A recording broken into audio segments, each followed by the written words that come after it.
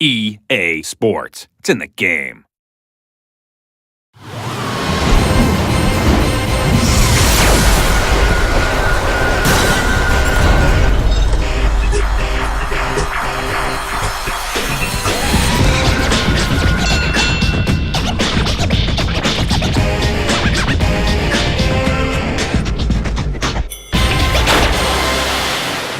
Hey Madden fans, Mark Schlereth back in the EA Sports Studios in Orlando, Florida. Today we're going to talk to developers about the second playbook in the Madden NFL Playbook series, Gameplay Part 1. I'm here with gameplay designer Larry Hart. Larry, there's so much to talk about here. And the NFL has become a passing league. I mean, it's all about throwing the ball. One of the big differences I've noticed, the trajectory of the ball. Tell me about how you've designed that. Well, you know, just like real life, you played with one of the all-time greats in John Elway. The thing that carried him, by the way. How many Super Bowls did he win before I got to Denver? 0.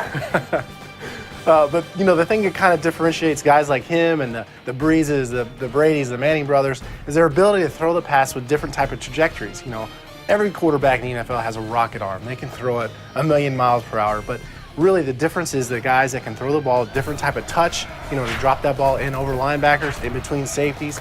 And we really, you know, made a concerted effort on focusing on changing the trajectories in Madden NFL 13. You know, you speak of the quarterbacks, and John Elway, one of the greatest that's ever played. And of course, I'm kidding. He carried me. But the biggest thing was, for me, is watching quarterbacks and the different release angles. You know, you watch a quarterback go through, focus through his reads, and all of a sudden, boom, he'll hit a back, running a little drag across there. Tell me about some of the quarterback options you put in. Well, yeah, exactly. Like, that's a perfect example of what we changed in this year's game is throwing a swing pass. Last year, you would just tap it, throw a loud pass, and it would go way up in the air and be what our users call a moon ball. And essentially, I would get the running back catching it near the sideline, and he wouldn't have time to turn it upfield. So this year, you just tap it and lob it to him, and he'll catch it in stride and have plenty of time to get upfield and make a play for you. Everybody knows, and when you play offensive line especially, you got to protect the quarterback. And one of the ways you protect the quarterback in the NFL is the play action. Of course, quarterback dropbacks, he flags that ball out there, right? That slows everybody down, that freezes those linebackers. Then all of a sudden, he drops back and he lets loose. Tell me about how you guys have incorporated play action. Yeah, play action is a huge part of, like you're talking about, in the real NFL. And it's been a problem area in our game. It's been tough to call. It oftentimes led to sacks and user frustration. So we kind of tuned play action in a variety of ways. The first thing is we've kind of sped up the quarterback animations, the quarterback handoff animations. So if you let the play action develop, you know, the quarterback will get away from the center a little quicker. He'll get in and out of his fake a little bit faster so you can pass quicker. Another change is just the plays themselves. We had Brad Childress in a few months ago, and he kind of explained to us that, you know, most play action plays, you don't have all 5 receivers going out. So we kind of changed the routes to have more block and release routes. So the running back, after his fake, he'll check and make sure there's nobody coming before he releases. Same thing, a lot of tight ends will stay in longer before they go out.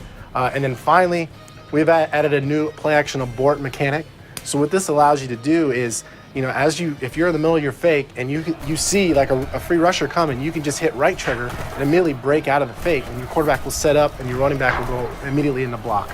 Oh, wow, that's a nice feature. Now, when you talk to Madden gamers, one of the big issues they had, wide receiver control buttons. Sometimes a little bit difficult for the average user. Absolutely. That's what really separates the men from the boys in the Madden world. The Madden Challenge guys, they can do that all day long, where your regular guys like myself, it's more of a struggle. So what we've done this year in Madden NFL 13 is slow down the movement and kind of help keep the user on path to where the ball is going to end up.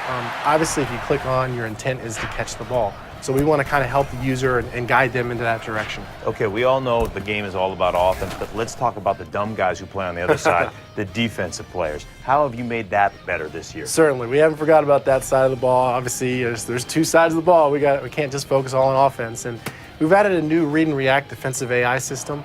And what that means is it basically eliminates the psychic DB. You know, the situations where your defensive player would magically spin around without seeing the ball thrown and make an interception or a swat, or he cuts with the receiver even though he doesn't see him cut. So just like real life, Champ Bailey can't make a play on the ball unless he actually sees it happen. So in Madden NFL 13, that won't happen until they see the ball thrown. One of the big changes this year is the ability to disguise your coverage. Last year's game, it was real easy to tell if it was man or zone. You could simply motion a receiver, and if a defender chased him across the field, you knew it was man coverage right away. This year, we've added new zone swapping logic, so defenders will chase across the formation as the receiver goes in motion, but it could still be in zone coverage. So you won't know until you snap the ball, and then you still have to make a read at that point. Now tell me about this right here, the alignment.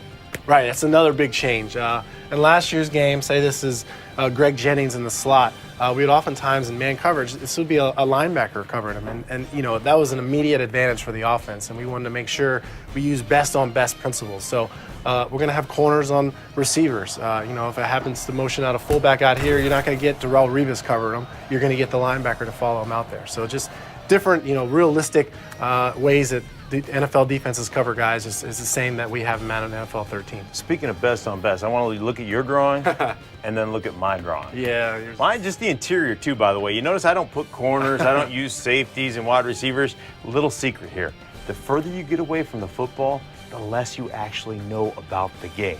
Those wide receivers and those guys, they play out in the water. I like the concrete. That's just some of what gameplay has to offer. Check out the website for more. Now, the third video in the Madden NFL Playbook series, audio, comes out May 14th, so make sure you stay tuned.